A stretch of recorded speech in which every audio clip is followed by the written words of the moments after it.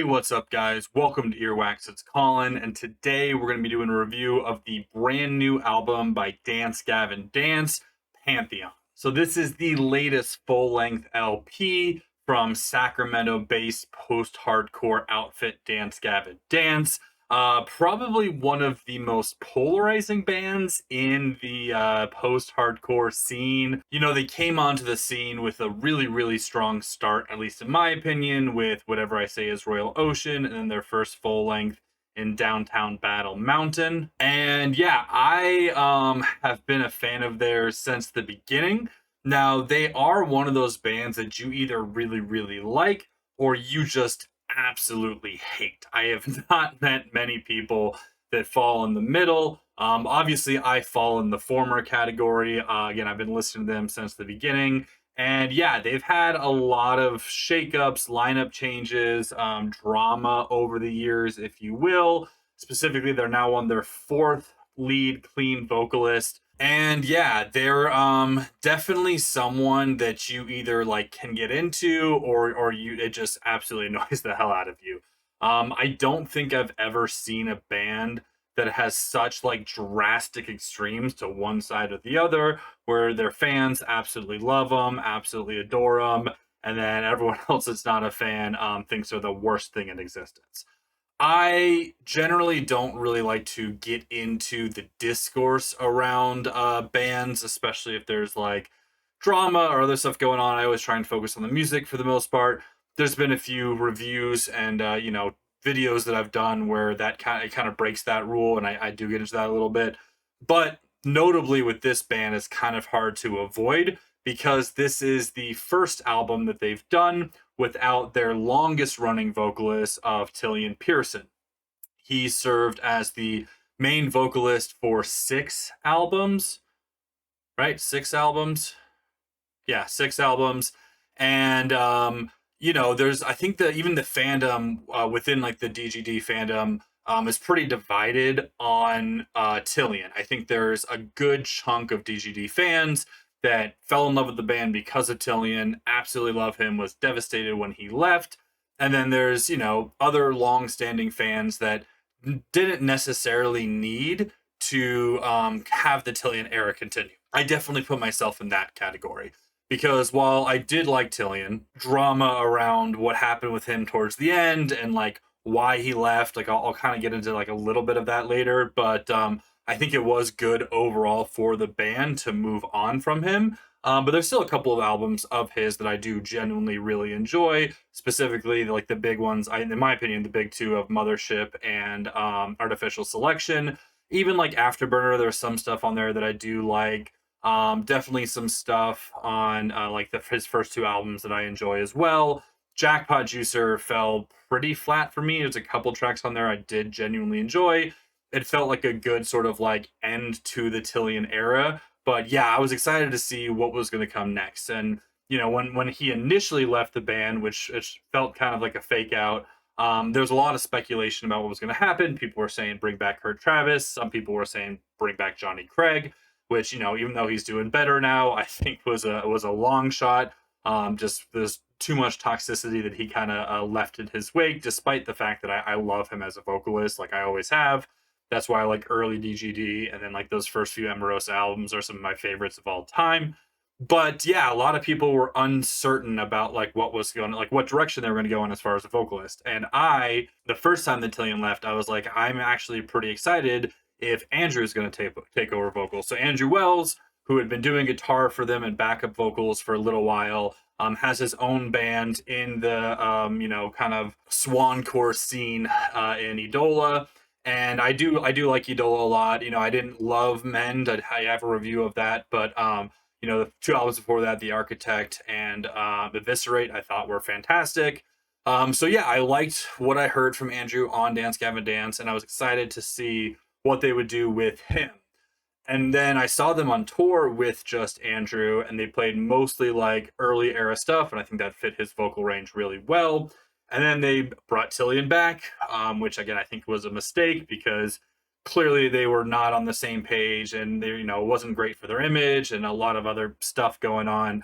But then they released one song with Tillian after that called War Machine. And I loved War Machine. It was heavy, it was aggressive, it was different than what we'd gotten up to in the last few like albums from Tillian. And I was like, all right, well, if they're going to continue down this direction, then I am excited for what comes next.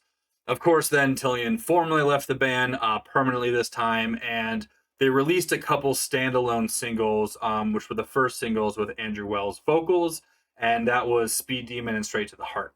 And I liked those songs. I thought they were good, but they didn't really grip me like War Machine did, and I was hoping to get some more of like the chaotic aggressiveness from that song in future stuff they're doing with Andrew, specifically because one of the main reasons that they said that Tillian left was creative differences. And I think we all sort of interpreted that as him wanting to go in a more pop direction and them wanting to get a little bit heavier, a little bit back to like some of their roots. So I was hoping on this album that that's what I was going to see. And you get some of it. You definitely get some of it, but I think there's also a lot on here that feels like it was written for Tillian, maybe. I mean, maybe not. I don't know. Maybe that's just inevitably the direction the band was heading in as far as like their melodies and stuff goes. Yeah, I gotta say, overall, my expectations leading into this album were not necessarily met. But before we get into the track by track breakdown, let's go over the physical release, because I do genuinely think that had this physical release been a little bit better, I probably would have given this album a higher score than I did. But I have a couple pretty big issues with the physical release. So first and foremost, it did come in today, which at the time of recording this is a Monday. So 3 days after the album was released. So that's not bad. I think that's pretty standard for what I see from a lot of different album like physical releases, pre-order stuff like that is within a few days of the digital release. The really good artists get it the day of, but not everyone can be great. The actual packaging was decent. I like the hype sticker. I think it sticks out really well against the artwork. I do like this artwork a lot. I think it's some of my favorite artwork they've had since Artificial Selection.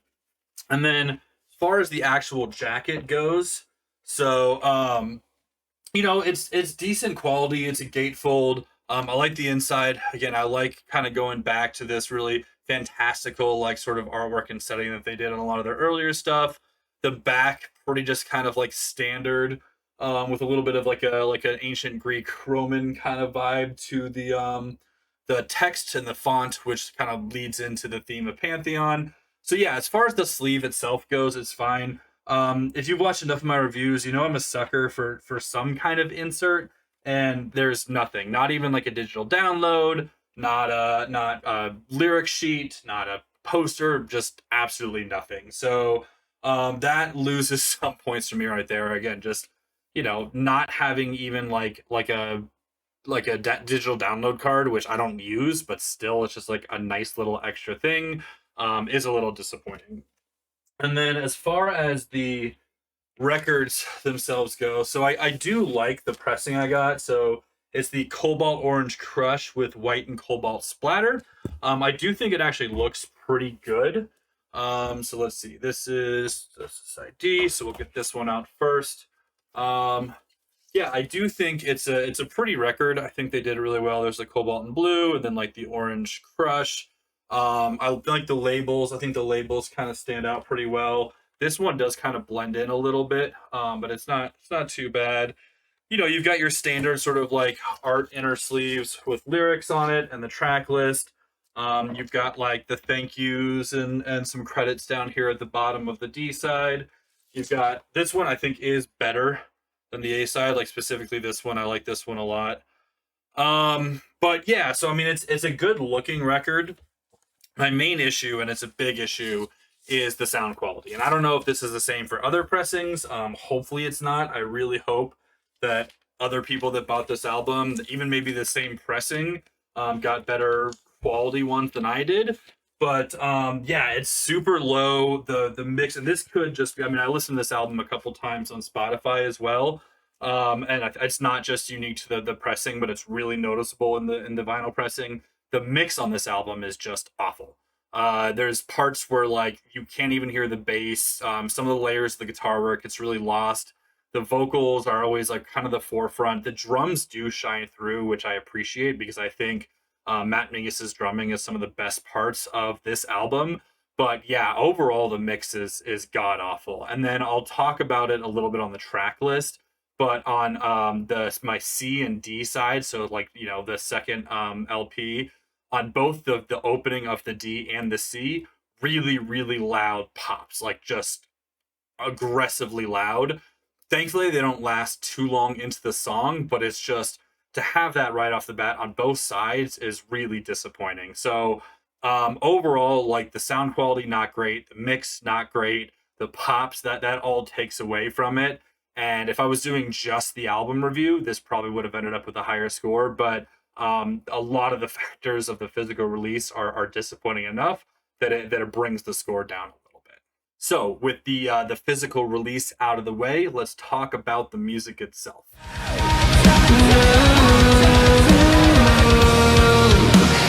So the album starts off pretty strongly with Animal Surgery. It's got this really sort of like dreamy underwater kind of like synth lead intro. But then when the actual song kicks in, it just starts off with a bang.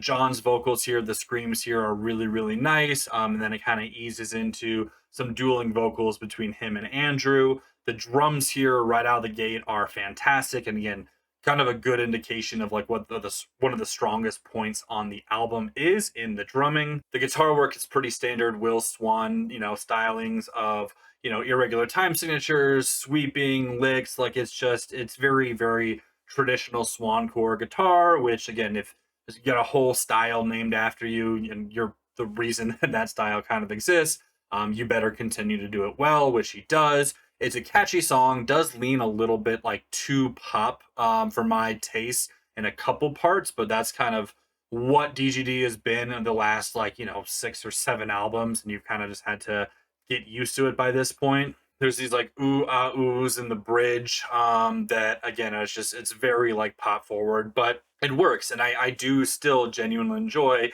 this side of their music. Again, I was really hoping for something a little bit different, a little bit more aggressive, which you do get on a couple songs on this album. But yeah, good, just solid opening track. I do enjoy this one, and a good way to lead off the album. After that is the first single they released off the album, which is Midnight at McGuffey's.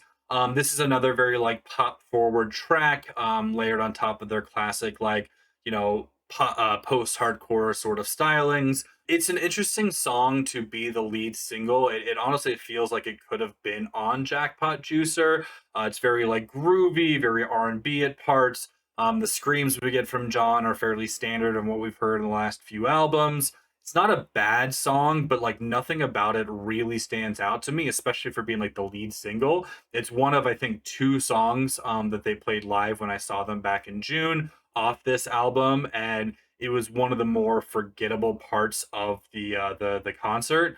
But yeah, again, it's not a bad song, and I think if you really liked Jackpot Juicer, which I know there's some people out there that really did, there's even some light chugging towards the end, which is actually it's not something that we've gotten from them a ton in the past.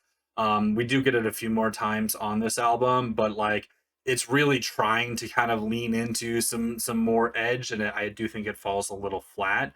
But yeah, it does add a little bit of difference to this track. After that is Robot with Human Hair Rebirth, which is the first of a couple songs that kind of call back to some of the previous songs. Obviously, if you've been a fan of Dance Gavin Dance for long enough, you're familiar with the saga of the Robot with Human Hair, and I do like that they're coming back to it. It is also probably one of the strongest songs on the album, at least for me, just because it really does sort of tap into that early sound that they sort of curated with their first few albums, and specifically Downtown Battle Mountain 1 and 2. And yeah, I think it's a killer track. You start off with some really classic sort of like post-hardcore licks mixed with some like off-tempo drumming that really sort of hits you in the nostalgia for those early days of the band. The vocals here are stellar on both sides. I think this is one of the stronger examples of Andrew trying to like make this band his own, even though he's said on record that like John's the frontman. And that's actually I wasn't going to get into it here, but that's one of my other big issues with this album just overall is that I don't get that. I mean, there's a lot of songs that feel like John is more present than he was on the past couple releases. but I definitely still feel like this is a like dueling vocal album, or dual vocal album. And I there's a very few songs that I feel like are John's songs, and I miss some of those. But this is one where John's screams are rhythmic and they're, pounding, and they just work super, super well. And I do think where Andrew comes in vocally, it really kind of helps accentuate that.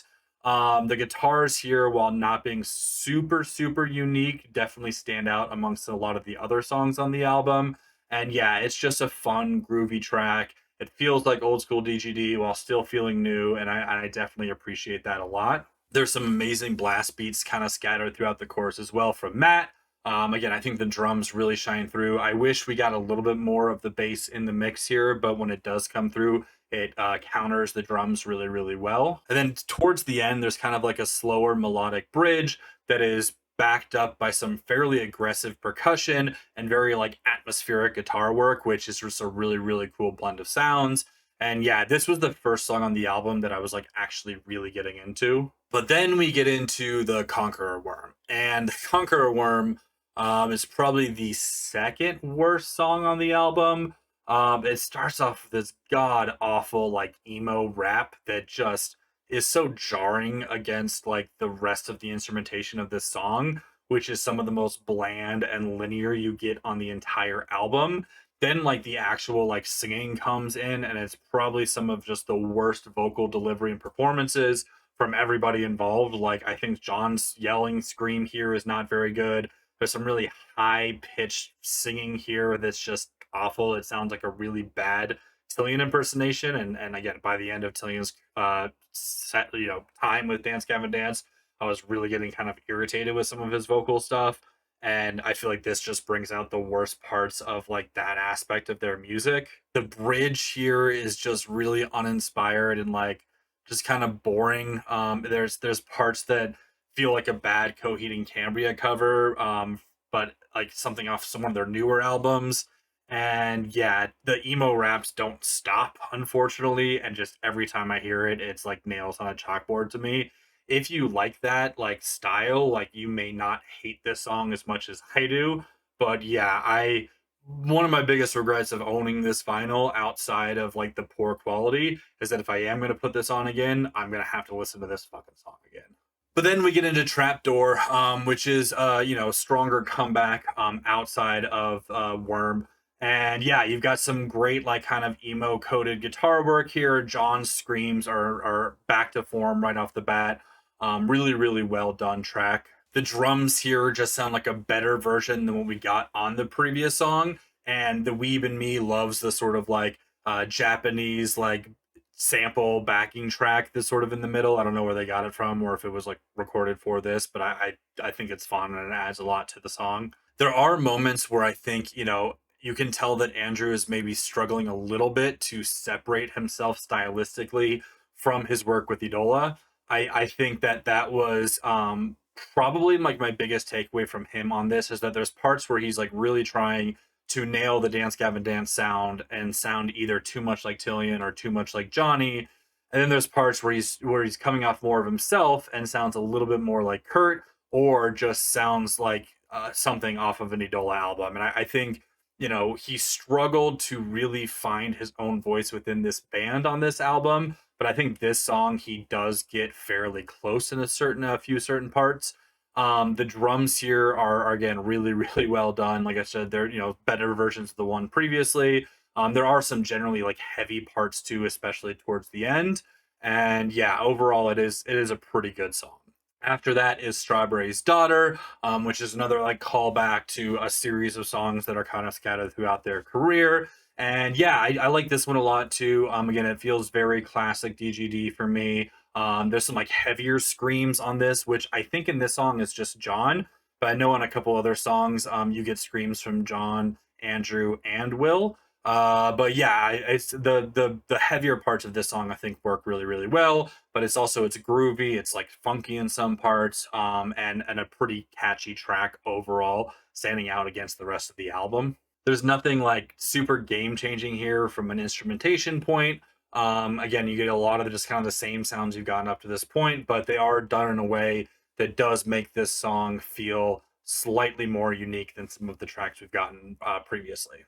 And then we have Space Cow Initiation Ritual with George Clinton, which I did not have on my 2025 bingo card, is Dance Gavin Dance teaming up with arguably the most famous and influential funk musician still alive. If you don't know George Clinton, he's from Parliament Funkadelic, and he's done like a handful of other things over the years. And it's a weird combination and it does not work. I love George Clinton. I think he's fantastic, but it's just such a weird contrast to like to steal a term from the disgraced Finn McKenty, the wheelie wheelie guitar work of Dance Gavin Dance, to bring in like this funky bass line. You get more of the god awful emo raps that I'm assuming is Will doing them. And then like George's verse or feature or whatever, or at least vocally, feels like it's taken right off of a P-Funk song, or like just weirdly redone lyrics from a P-Funk song. And yeah, it's nothing about this song works. The actual vocals are awful as well. And it's just such a weird decision, and like you've got to give them a little bit of credit for like somehow getting George Clinton to agree to do this, but they should not have. This should not exist. The first time I heard it, I think I was like, you know, more amused than anything else, and I didn't really listen to it more than like for what it was. But by the time I was like writing these notes and I'd heard this song a few times, because this was one of the singles they released, yeah, it became almost unbearable and unlistenable by the end. So this might actually be the worst song on the album, and one that I don't really ever want to hear again.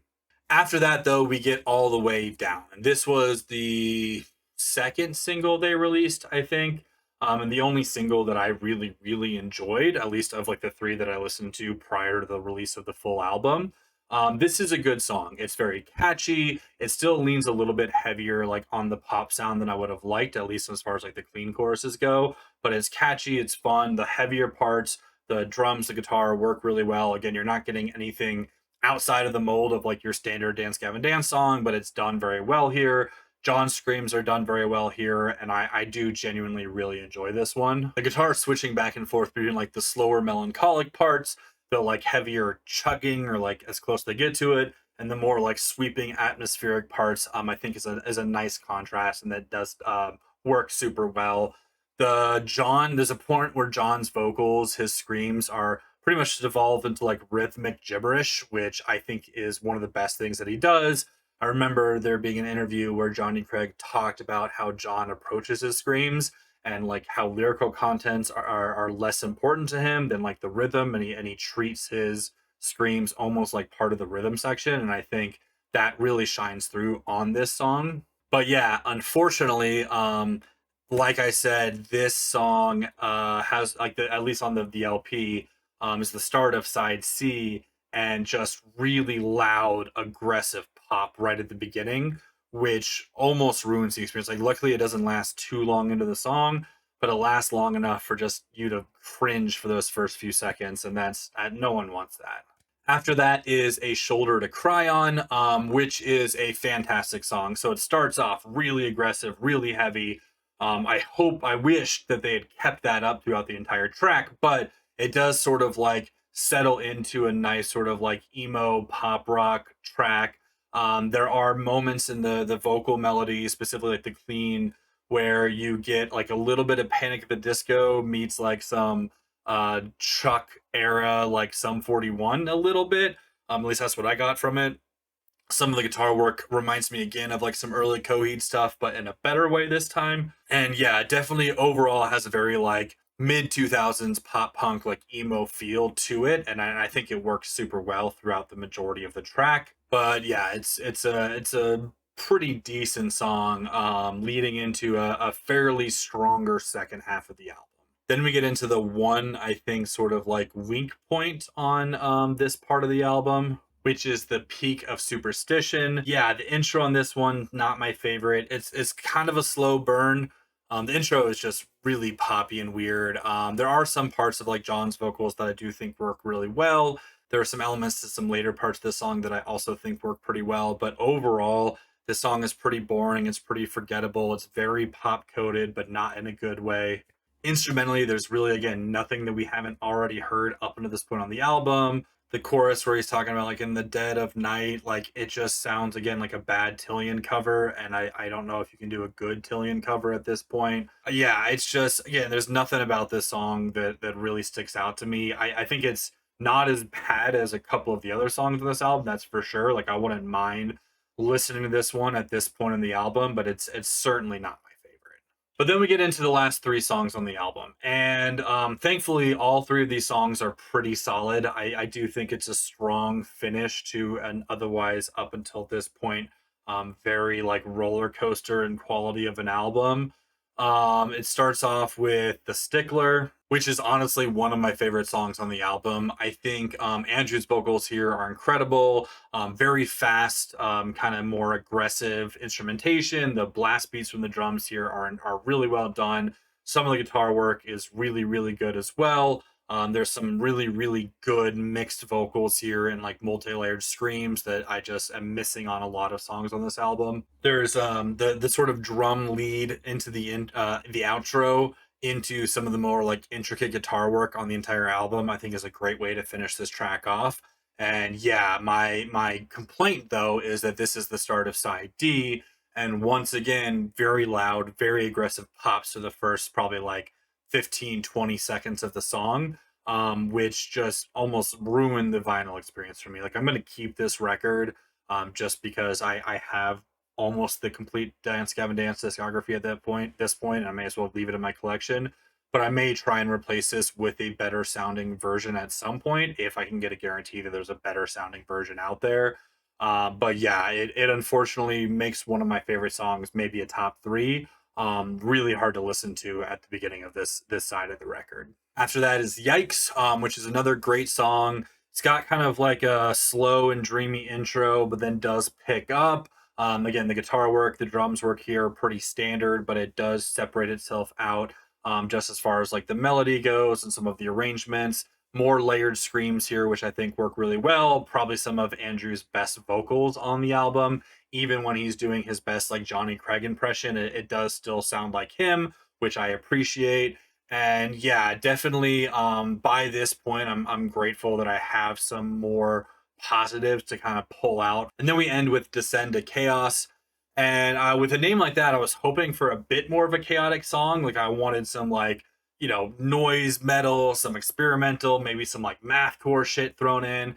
And you get a little bit of that chaos in the instrumentation. Like some of the guitar work here is pretty all over the place. Some of the drums are definitely like a little bit more chaotic than we've gotten up to this point, but you don't get a lot of that from the vocals.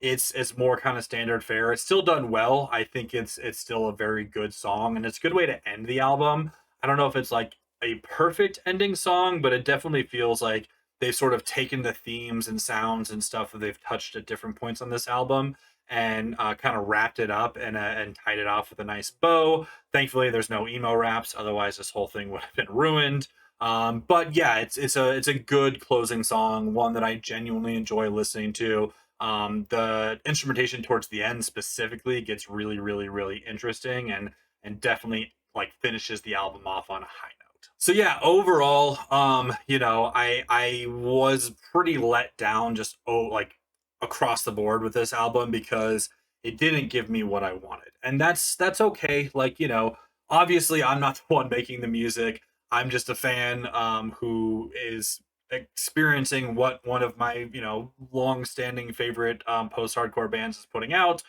And yeah, even though I wanted slightly more aggression and I wanted some more focus on John over Andrew, and I wanted some like different sounds, some experimentation, something new from them, I'm not upset that what I got was kind of like a weird mix of everything they've done in their career up until this point. And I don't think that's inherently a bad thing. I think there's a couple real lows on the album. There's a couple like mids, and there's a few real high points, but the vast majority of it just kind of like, yeah, this is solid. This is fine. I enjoy listening to it, minus a couple points here and there. But again, yeah, it wasn't really what I was hoping for, and I think that my own expectations is what led to the majority of my disappointment. Again, outside of a couple songs that I thought were objectively just bad, because I didn't get what I want, I left this album wanting more. So maybe they'll correct that. If I was going just off the music alone, I'd probably give this a B minus, because again, I don't think there's anything like really groundbreaking on this for them as a band. I think there's moments where they show what I was hoping they would lean heavier into, which was some of the more like chaotic, in your face, sort of like aggressive stuff. But even some of the more like straightforward pop moments on this album, I think were done pretty well. But because I was so disappointed in the physical release, and this is a grade on the overall experience of not just the album, but the physical release, the vinyl as well, I got to bump it down to a C plus. The pops on either side of C and D. Hopefully, you guys don't get it. Hopefully, that's not as widespread of an issue. But again, I think just the overall mix on this album, it's not mixed well. Specifically, the vinyl that I got, like the sound quality is not great. And yeah, all of those factors. There's no insert, which gets small nitpicky thing, but I'm factoring it in. But yeah, all of those aspects brings it down to a C plus for me. So I still am gonna probably listen to a few songs here and there. I may not spin the full album again for a while, but I am excited to see what the next chapter of this band brings. Again, I always love me some Dance Gavin Dance, and we'll see what comes next. So that's going to be it for me, guys. Thanks so much for watching. If you could please comment, like, subscribe, all that stuff helps me out a ton. And as always, I will talk to y'all later. Peace.